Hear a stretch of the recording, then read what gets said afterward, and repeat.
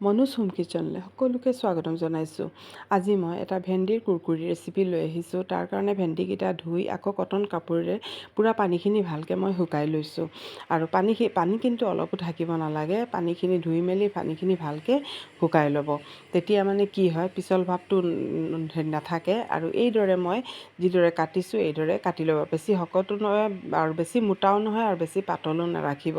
এইধৰণে মই গোটেইখিনি কাটি লৈছোঁ।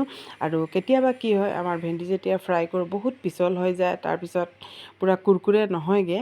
তাৰ কাৰণে মই আজি এটা বেলেগ টিপছ দিম। কি কৰিব, চাউলৰ গুড়ি লৈ পেলাই আৰু শুকান এইদৰে চাউলৰ গুড়িখিনি দি পেলাই খুব ভালকৈ এইখিনি মিক্স কৰি ল'ব। আৰু এই যে ভিতৰত যিবোৰ গুটি আছে এই ধৰণে অলপ, আৰু ইমান জোৰেও নকৰিব যাতে ভাঙি যায়, অলপ হেৰি কৰি আৰু হাতেৰে অলপ গুটিবোৰ মোহাৰি মোহাৰি পেলাই দিব। আৰু চাউলৰ গুড়ি লগাৰ লগে লগে এয়া চাওক গুটিবোৰ গোটেইখিনি পৰি আহিছে। আৰু এই ধৰণে হাতেৰে ঘঁহাই ঘঁহাই গুটিখিনি পেলাই দিব। তেতিয়া মানে গুটিখিনিতে পিছল বেছি থাকে, গুটিখিনি এইদৰে গোটেইখিনি পৰি যাব। তেতিয়ালৈ কি কৰোঁ, অলপ দেৰি মই থৈ দিছোঁ ৰেষ্টৰ কাৰণে, অলপ মানে মইশ্চাৰ শুকাই যাবগৈ। আৰু ইয়াত আকৌ চাউলৰ গুড়ি এচামুচ লৈছোঁ, বেচন এচামুচ লৈছোঁ, হালধি, জলকীয়াৰ পাউডাৰ, জিৰা ধনিয়াৰ পাউডাৰ আৰু অলপ আমচুৰ পাউডাৰ দিছোঁ। আমচুৰ পাউডাৰে অলপ টেঙা টেঙা ভাৱ এটা আহিব, ভাল লাগিব খাবলৈ। আৰু অলপ নিমখ দিছোঁ, আদা নহৰুৰ পেষ্ট দিছোঁ।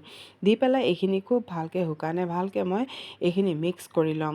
আৰু একেবাৰে সহজ ৰেচিপি, খালি এই ট্ৰিক্সটো ফ'ল' কৰিব, কেতিয়াও মানে পিছল পিছল নহয়, একেবাৰে কুৰকুৰি হ'ব। আৰু এতিয়া এইখিনি ভালকৈ মিক্স কৰাৰ পিছত আৰু চাওক এইখিনি 10 মিনিটমান থাকি গ'লগৈ। ইয়াতে যিখিনি মইশ্চাৰ আছিলে গোটেইখিনি চাউলৰ গুড়িয়ে এবজৰ্ব কৰি ল'লে। আৰু গোটেইখিনি পেলাই দিলোঁ। চাওক গোটেইখিনি ইয়াত পৰি গৈছে। আৰু এতিয়া আকৌ অলপ গহাই মেলি তাৰপিছত মই এতিয়া মই বেটাৰ বনাম তাতে মই মিলাই দিম। এতিয়া মই এইখিনি লৈ পেলাই যিখিনি মই বনাইছোঁ ইয়াত মই এইখিনি মিলাই দিম। এতিয়া এইখিনি গোটেইখিনি ইয়াত এইদৰে মিলাই দিম। আৰু অলপ জোকাৰি মিলাব, তেতিয়া মানে গুটিখিনি তলত পৰি যাবগৈ। চাওক কিমানখিনি গুটি ওলাইছে। এই গুটিখিনি থাকিলে কিন্তু মানে ভাল নহয়। আৰু এতিয়া এইখিনি অলপ মিলাম। আৰু যিহেতু আমি তেলত ফ্ৰাই কৰিম, এইদৰেতো ফ্ৰাই কৰিব নোৱাৰোঁ, একেবাৰে অলপ অলপকৈ পানী ছটিয়াই দিব। আৰু বেছিও পানী নিদিব, কাৰণ অলপ দেৰি যেতিয়া ৰেষ্টত ৰাখিম তেতিয়া, কাৰণ ইয়াত নিমখ আছে, নিমখে অলপ পানী এৰিব। সেইকাৰণে অলপ পানী দি পেলাই তাৰপিছত অলপ থৈ দিব। বেছিও নথব, অলপ 2-5 মিনিটমান থৈ দিব। আৰু এইদৰে ভালকৈ মঠি ল'ব। লাহে লাহে চাব অলপ নিজে নিজে মানে এটা পানী ওলাই যাবগৈ আৰু এইখিনি মইশ্চাৰ হৈ যাব। আৰু চাওক পানী ওলাই গৈছে। আৰু এতিয়া মই তেল গৰম কৰি তেলত ভাজি ল'ম। আৰু চাওকচোন এইখিনি পূৰা মছলা, বেচন আৰু চাউলৰ গুড়ি পূৰা ভালকৈ লাগি গ'ল। আৰু এতিয়া তেল গৰম হৈ গ'ল। তেলটো কিন্তু পূৰা গৰম কৰি ল'ব দিয়াৰ সময়ত।